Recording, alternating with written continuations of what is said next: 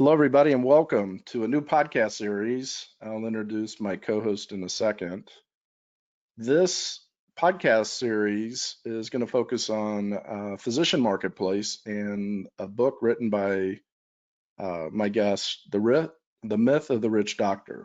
Tom Thalman is a certified financial planner and is going to be the co-host of, I believe, a very important two sessions regarding this book, and you can find it on Amazon. We'll give you the information at the end here. So this is part 1 of 2. And Tom, thank you for joining me today. Appreciate it. It's my pleasure. All right, so let's get right into it. The audience out there, physicians, families, and it's a unique marketplace, and they have unique needs, and that's why you put the book together. Talk a little bit about how you got into financial planning in your background, and I think that leads to why you decided to write this book.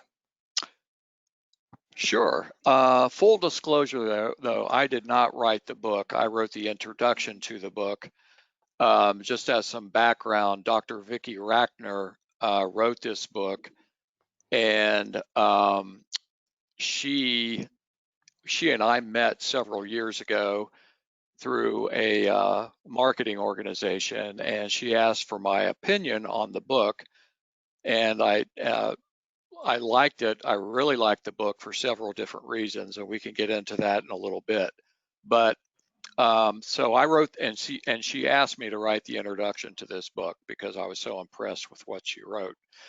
But anyway, I got into This conference will now be recorded. Hello, everybody, and welcome to a new podcast series focused on physicians and their financial planning and retirement needs. I'm going to introduce our co-host here in a second. This is going to be part 1 of 2, and the book that we're going to focus on is The Myth of the Rich Doctor, which I've read, and I interview financial planners and industries and niche markets, and I found this to be a great tool for the physicians I know, and what motivated me to want to get the CFP on. So The Myth of the Rich Doctor covers a lot of ground and was written by Vicki Rackner, a retired MD, and the introduction and the contributor is Tom Thalman. Tom is affiliated with Turning Point Retirement Associates, a certified financial planner. And Tom, I want to thank you for joining me on this podcast series. My pleasure, Jeff.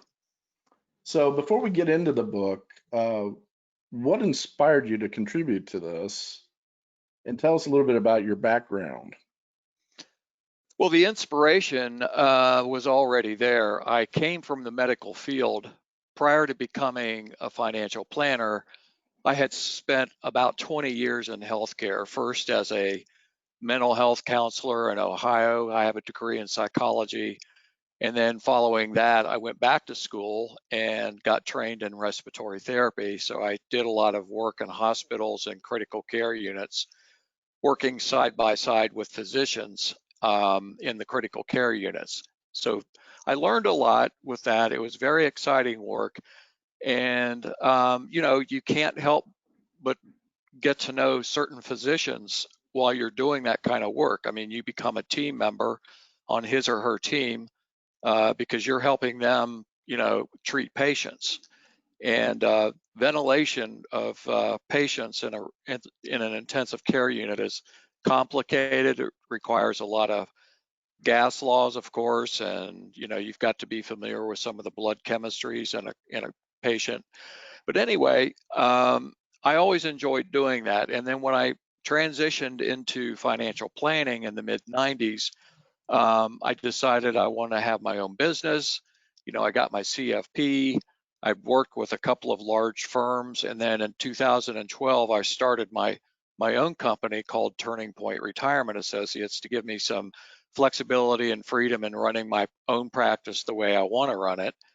And I'm affiliated with Cambridge Investment Research. That's my broker dealer. So all of my transactions, all of my supervision is done through Cambridge Investment Research, which is one of the largest independent financial advisor firms in the country. They employ, they don't employ, they are affiliated with some, 2,500 to 3,000 financial planners all across the country. They're located in Iowa. So the inspiration and the healthcare has always been there. I've always kind of taken that approach with my clients. From some of the skills I learned as a counselor is that you listen, and then you ask lots of good questions. And you don't try and sell anybody anything. That's not what financial planning is. So back in about 2016, I was introduced to Dr. Vicki Rackner. I listened to one of her podcasts, and she was talking about her book, The Myth of the Rich Doctor. And I was so impressed with how a retired surgeon would take the time to write a book, a financial book for physicians. And what impressed me most about this book is it didn't really deal with you should buy this stock or that stock, or you should invest in this mutual fund or that mutual fund, and limited partnerships this, and it wasn't an investment book. And it was a book about how you take a deep, hard look at your financial life, realize that physicians have some different pressures than other folks, and try and get your life in order. Because, Jeff, there are hundreds of physicians in our country who are still 10, 15, 20 years away from retirement, and they don't have a nickel to live on in retirement. And there's lots of reasons for that, but this book is a great tool for those physicians who are late in the game. They may be carrying too much debt. They may not have their priorities straight, a number of different reasons, but it's a great read. It'll take a person a weekend to read this book. So in the afterword in the book, I say, read this book once, come back and read it again a week later, take notes in the margins, and do what Vicki tells you to do. So she and I remain good friends, and we've worked on other projects along the way. I hope to continue to work on more projects with her. She's an entrepreneur to the max. It's a very interesting story.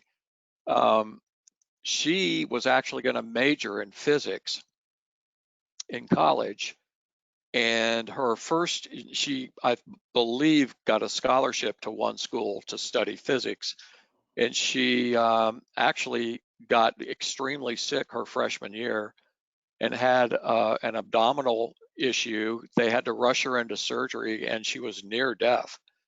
And so thank goodness it turned out, positively in her way, but that kind of struck a bell in that she really wanted to get involved in this medicine thing. So she did, and she was a surgeon, and a good surgeon at that. She was a faculty member, and now she's consulting, writing books, and helping physicians get back on track. So that's pretty much the inspiration, and that's what a person has to look forward to when they read this book. So when you say doctor, that encompasses quite a few sectors and specialists. Is this Right. book for everybody? Actually, anybody could read this book and get a lot from it, but it's actually written to the physician. So it's like a letter to a doctor. Dear Okay, Doctor interesting. such and such. Yeah.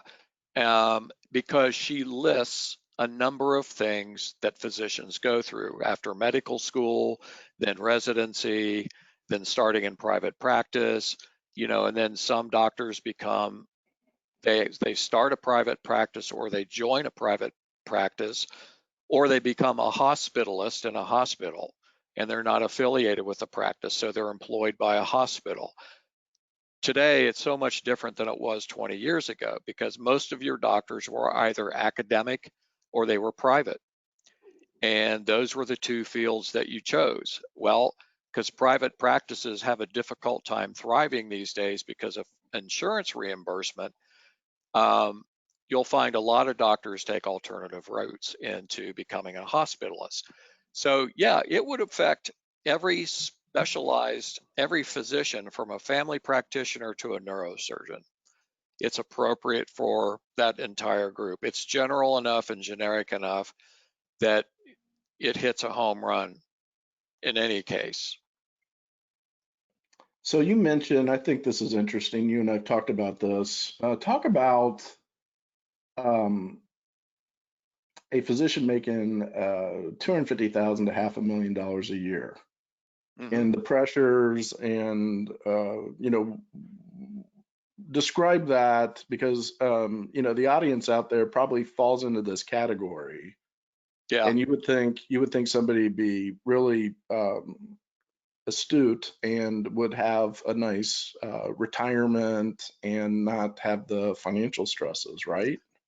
exactly. And unfortunately, Jeff, this is really prevalent.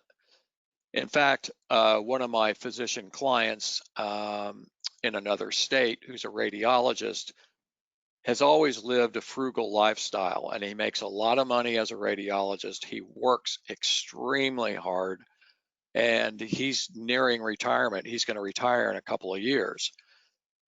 And I said, Joe, that's not his name, but let's call him Joe. I said, what about some of your colleagues? Don't you think they could use some of my help? He goes, oh yeah, they could use your help, but they probably couldn't pay for your services, Tom. He says they are so leveraged. They buy, Mercedes and BMWs. They send their kids to all the private schools. Their wives are, buying the most expensive clothes. They're joining country clubs. And there's this peer pressure that you have to fit in if you're in that physician circle. So imagine, first of all, you're a doctor. That's stress and pressure in and of itself. Hmm.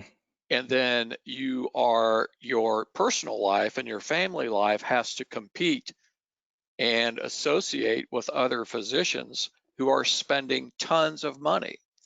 And it's a very, very stressful situation for them to be in because they're afraid to admit we're living check to check.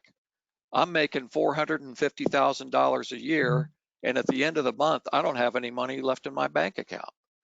So there's counseling that needs to go on here. And one of the ways in which I approach that is, look, you're in this situation. It doesn't do any good right now to talk about it. So let's fix this. How are we going to fix this? How are we going to cut back on your lifestyle? And what things do you absolutely not need so that we can get you back on track, out of debt, and saving money again? Right. Fascinating. Yeah. So, okay. So here's the tease. I think this is a good place to stop for the first episode. It gives everybody an overview of why this discussion is so important to this audience. The question that we'll start with in episode 2 is, why are doctors afraid to admit they're in trouble? And do a lot of them just give up and just say, hey, I'm not going to be able to retire? Do you deal with that? I do. And Okay. that's the fear factor. But there are Okay. ways to deal with that. Okay. So we will start with that in episode 2. And in the meantime, for those listening in or who found us on YouTube, how do they get a hold of you? Well, I'm in Wake Forest, North Carolina. My email address is tom, dot Thalman, THALMAN, at turningpointra.net, turningpointra.net. And my website address is simply turningpointra.net. There's a lot of information on there as well. Yeah, and you can also receive a copy. It's on Amazon. Vicky Rackner, Rackner, forward by Thomas Thalman. That's my guest here.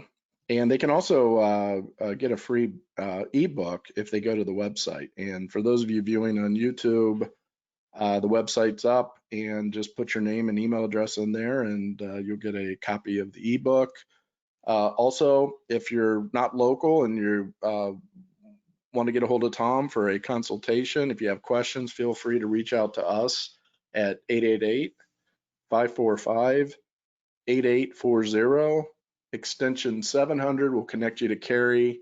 Let her know that you attended this podcast with Tom and I, and she will connect you to Tom's office. How's that? All right, great information. Thanks, Tom. You're welcome. Thank you for having me. I appreciate it. And we will be back. Look for the next upload probably next week. Look for episode 2, and we're going to get into, some of the details. And this is what Tom specializes in. So join us for the next episode. Thanks a lot.